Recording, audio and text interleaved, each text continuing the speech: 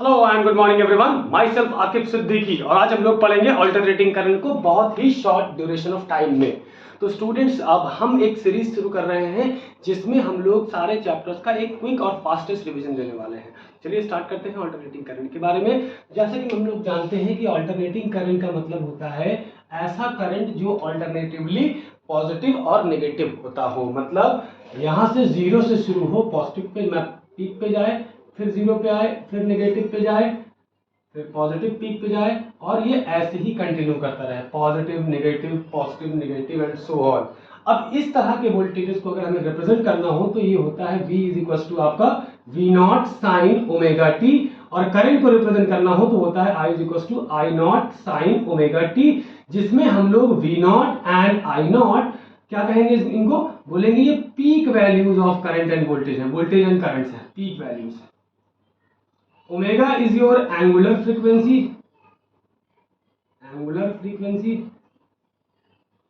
ठीक है। T is your time, instantaneous time.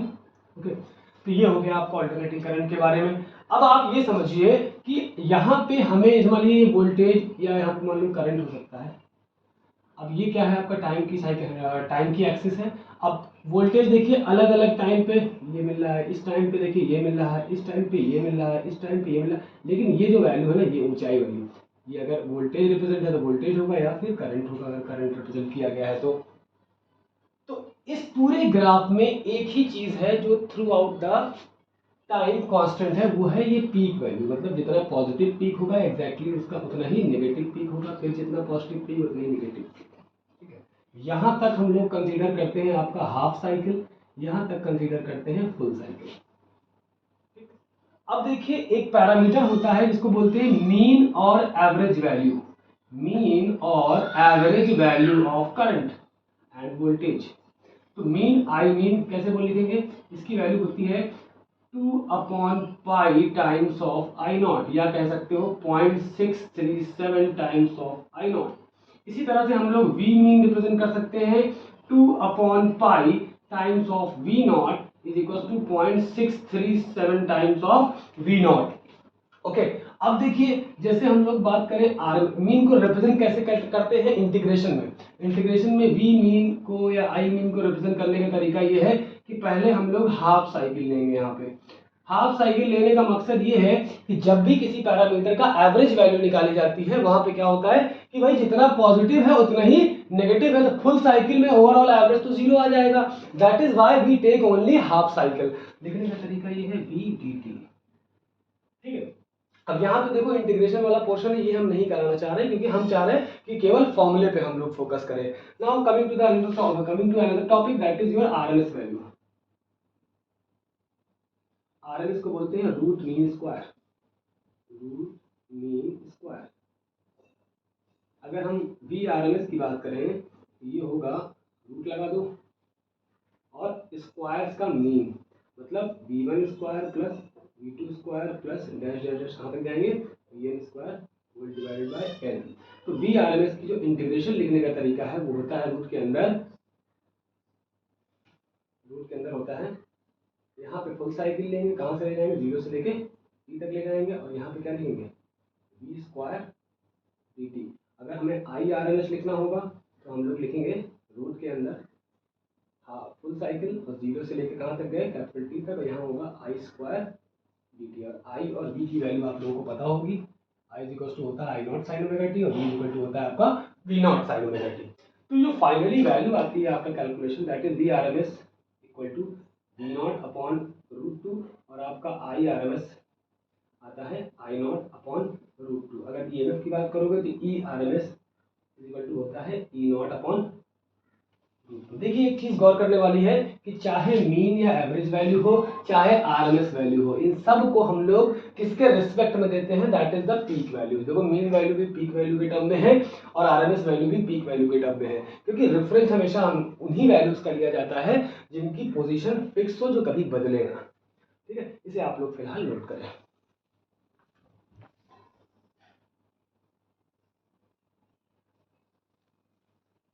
देखिए स्टूडेंट्स, अब हम लोग डिस्कस करने वाले हैं अपने अगले टॉपिक को, जो है आपका सर्किट्स। सर्किट में देखिए हमारे पास आर सर्किट होगा, आपका क्या होगा, एल सर्किट होगा, सी सर्किट होगा, एल आर सर्किट होगा, सी आर सर्किट होगा, एल सी सर्किट होगा और आपका एल सी आर होगा। याद रखिएगा ये कॉम्बिनेशन वाले जितने हैं जिसमें एक से ज़्यादा पैरामीटर्स ले रहे हैं हम लोग, वो हमेशा सीरीज में ही होंगे। अब हम लोग बात करेंगे पहले सर्किट की, तो बोलेंगे प्योरली आर सर्किट। आर मतलब circuit having only and only R parameter, मतलब सिर्फ रेजिस्टेंस।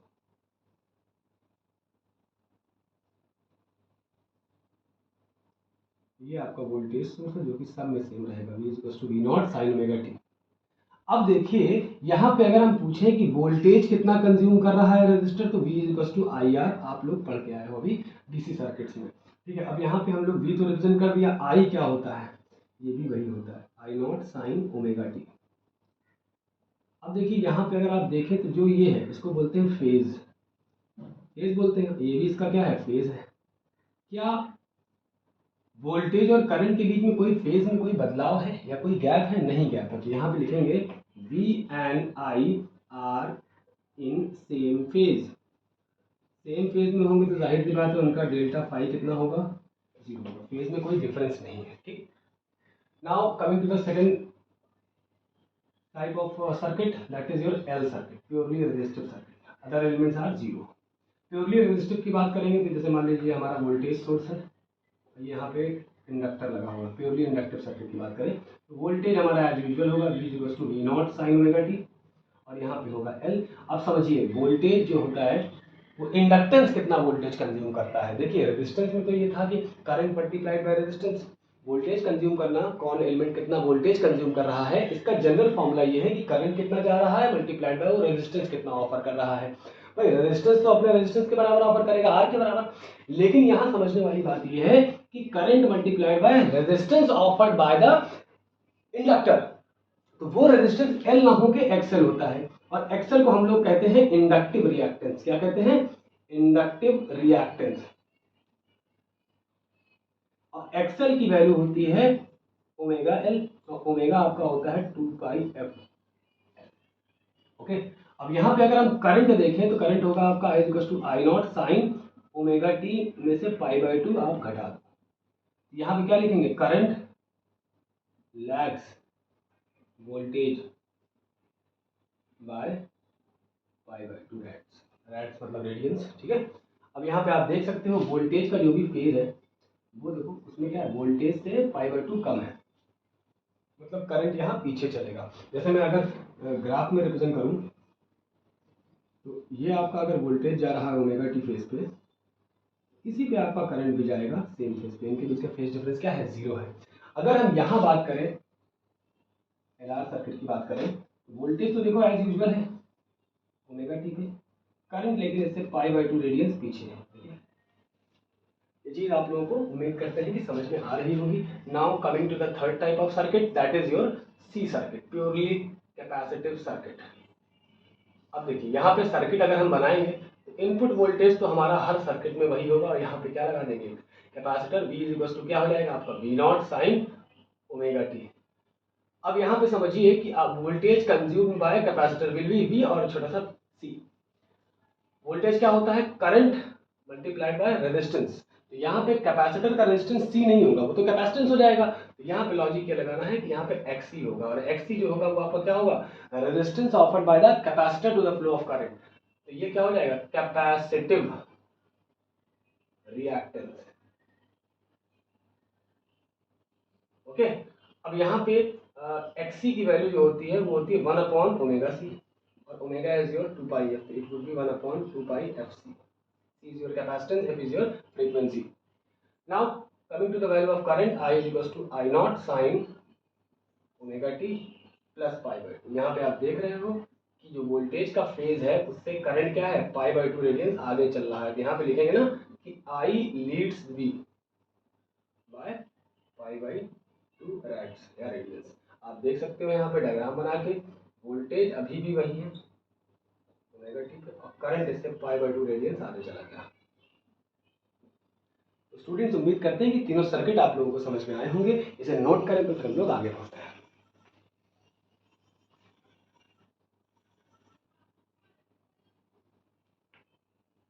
अब आएगा हमारा चौथे तरह का circuit, that is your LR circuit.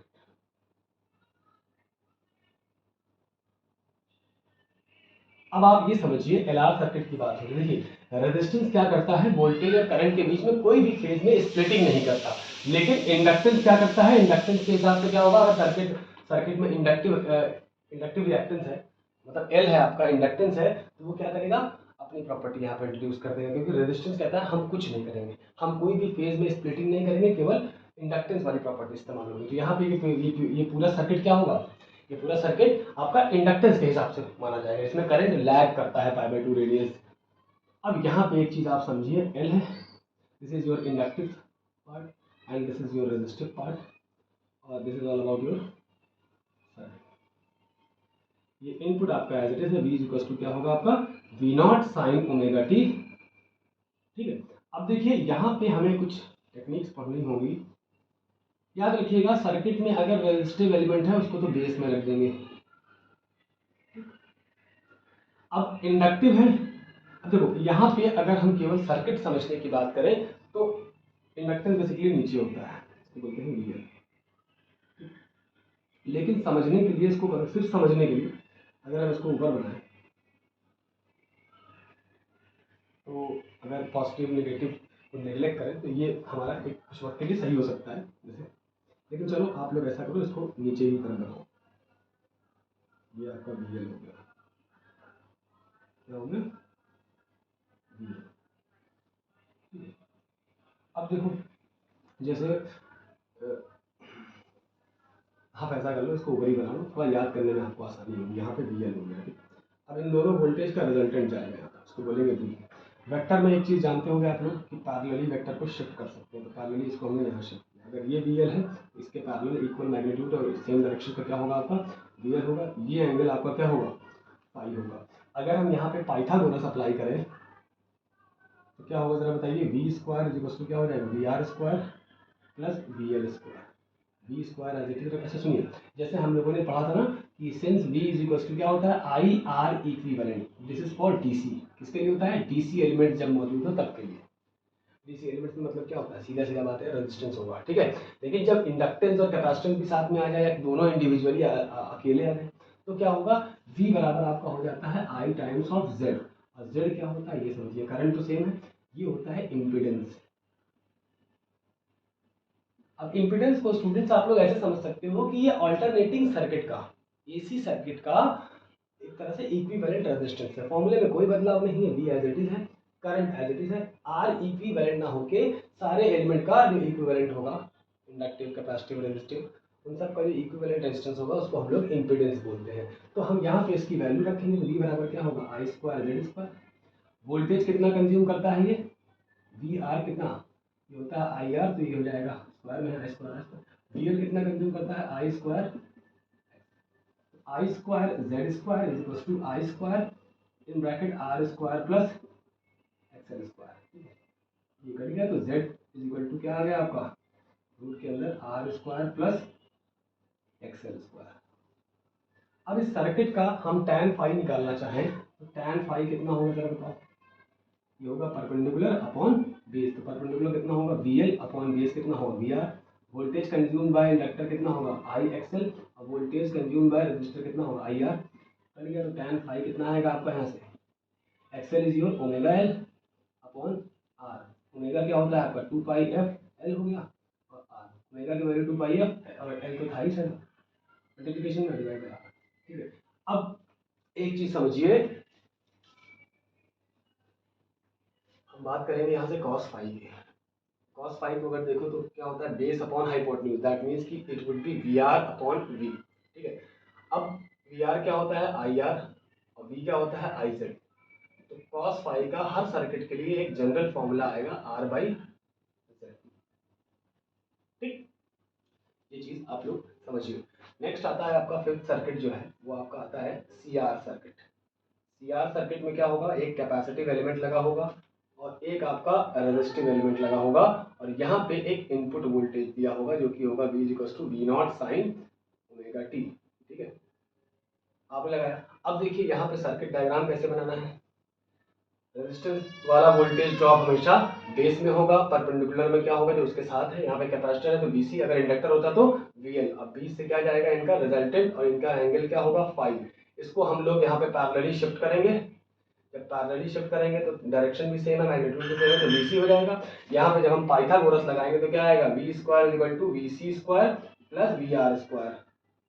यहाँ पे हो जाएगा VC square plus VR square. V बराबर क्या होगा I Z, तो V I square Z square, और VC क्या होगा I square XC square, square लगा हुआ है ना, और VR क्या होगा I स्क्वायर R स्क्वायर। तो आप यहाँ पे देख सकते हो I स्क्वायर Z स्क्वायर, और इन दोनों में से आप I स्क्वायर कॉमन जब ले लोगे तो यहाँ पे क्या बचेगा अंदर XC square plus R square. तो आप यहाँ से I स्क्वायर काट सकते हो, तो आपका Z बराबर कितना आ जाएगा, रूट के अंदर R square plus XC square. ठीक है, यहाँ से आप जब tan फाई निकालने की कोशिश करोगे, tan फाई कितना आएगा, perpendicular upon base, it would B VC upon VR।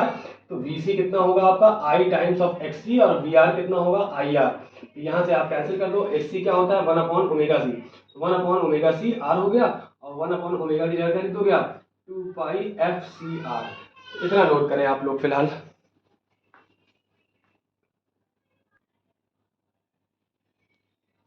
हाँ, अब हमारा जो 6th कैटेगरी है सर्किट की वो है LCR सर्किट।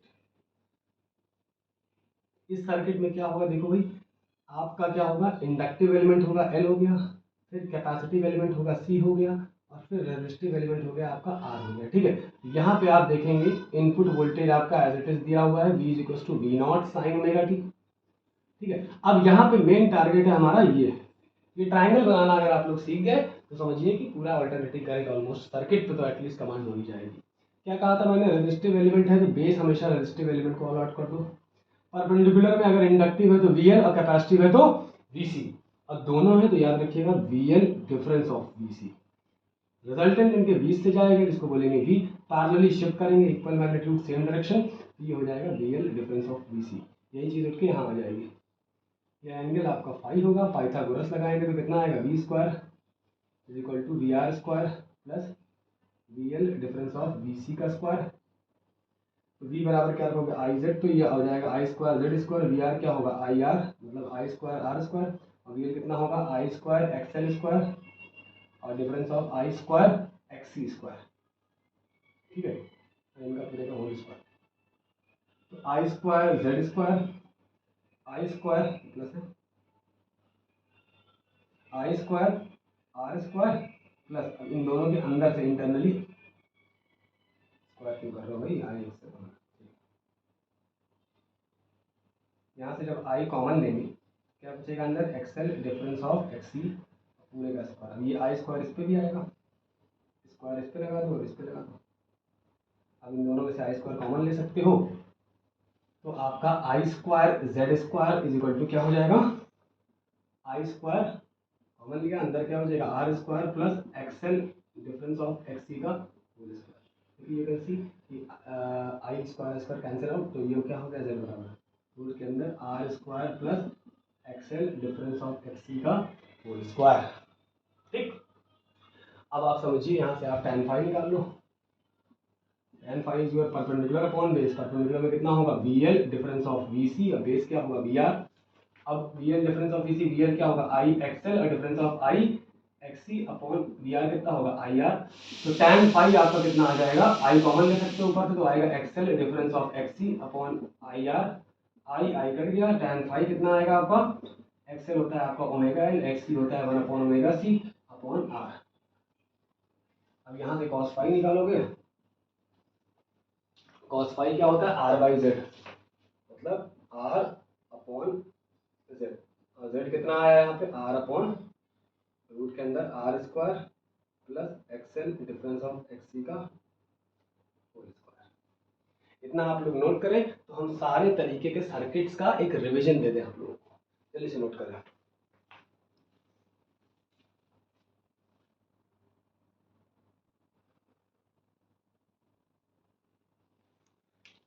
देखिए ये ट्रायंगल कैसे समझना है।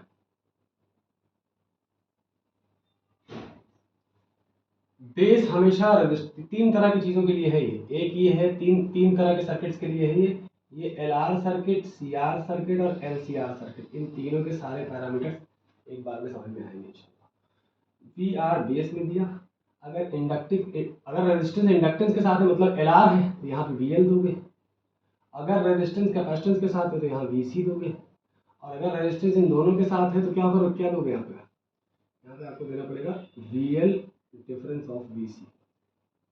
ये 20 से एज इट इज जाएगा, रिजल्टेंट ये शिफ्ट होगा, अगर VL है VL शिफ्ट होगा, VC है तो VC शिफ्ट होगा, और दोनों है तो VL डिफरेंस ऑफ VC होगा। ये आपका सर्किट हो गया, इसी तरह से मैंने कराया है। ओके, अब आप ये समझिए कि cos फाई क्या होगा, cos phi is your universal, that is your R by Z। अब Z क्या है जरा गौर से समझिए। मैं अगर बात करता हूँ Z के बारे में, Z के बारे में अगर बात करूँ, अगर ये LR सर्किट है तो आपका कितना होगा, R square plus XL square, और अगर ये CR सर्किट है तो ये क्या होगा, रूट के अंदर R square plus XC square, और अगर ये LCR सर्किट है, सीरीज की बात हो रही है, तो क्या होगा, रूट के अंदर R square plus XL difference of XC का होल स्क्वायर। अगर मैं कहूँ Z केवल प्योरली रेजिस्टिव सर्किट के लिए, तो रेजिस्टिव में क्या होगा, R स्क्वायर होगा, जो कि बाहर आएगा आपका R ही बचेगा। प्योरली रेजिस्टिव सर्किट के लिए रेजिस्टिव इम्पीडेंस क्या होगा, R हो जाएगा। इंडक्टिव सर्किट के लिए क्या होगा, आप करोगे ना, R तो 0 है, इंडक्टेंस XL स्क्वायर, तो कितना आ जाएगा, XL आ जाएगा। प्योरली कैपेसिटिव की बात करूंगा तो रूट के अंदर क्या होगा, 0 होगा प्लस XC का स्क्वायर, ये रूट से बाहर आएगा तो कितना बचेगा, XC बचेगा। अब जैसे मैं कहूँ आपसे, ये मेरे ख्याल से आप लोगों को समझ में आया होगा इम्पीडेंस कैसे निकालना है, ठीक है। अब देखिए LR सर्किट के लिए क्या होगा आपका, LR सर्किट के लिए वोल्टेज तो देखो सबका सेम है, V is equal to V nought sine omega t, ठीक है। अब LR सर्किट के लिए करंट कैसे रिप्रेजेंट करते हैं, I is equal to I not sine omega t minus pi by 2, और CR सर्किट के लिए कैसे रिप्रेजेंट करेंगे, I इज इक्वल टू क्या होगा आपका, I not sine omega T plus pi by 2। अब अगर हम R सर्किट की बात करेंगे तो I इज इक्वल टू क्या होगा, आई नॉट साइन ओमेगा टी, ठीक है। इतना फिलहाल आप लोग नोट करें।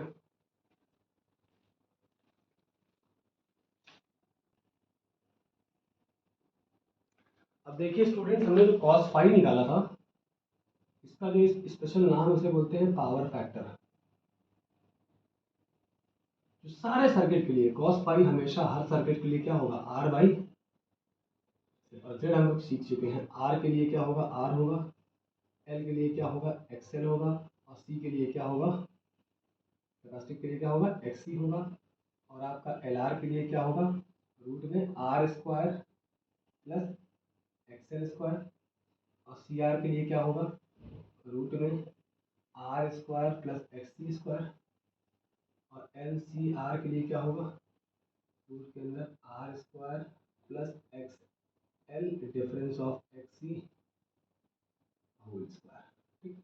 तो पावर फैक्टर निकाल सकते हैं। जैसे मैं बात करूं powers, power in AC circuit, आप समझ सकते हो P इज इक्वल टू क्या होता है, VI cos फाई। तो इनिशियली आपने DC के लिए, DC पावर के लिए अगर बात करें तो इसमें सिंपल VI होता है, क्यों, क्योंकि DC has only for DC, Z बराबर फॉर DC, आपका जो पावर फैक्टर क्या होगा, cos फाई, जैसे कहते हैं प्योरली रेजिस्टिव। cos फाई क्या होगा, R बाई Z होता है, Z किसके बराबर हो जाएगा, R के बराबर। cos फाई DC के लिए कितना रहता है, 1, देयरफॉर पावर DC की बात करेंगे तो कितना हो जाएगा, VI, और पावर AC सर्किट के लिए बात करेंगे तो VI cos फाई। इसे जल्दी से आप लोग नोट करें।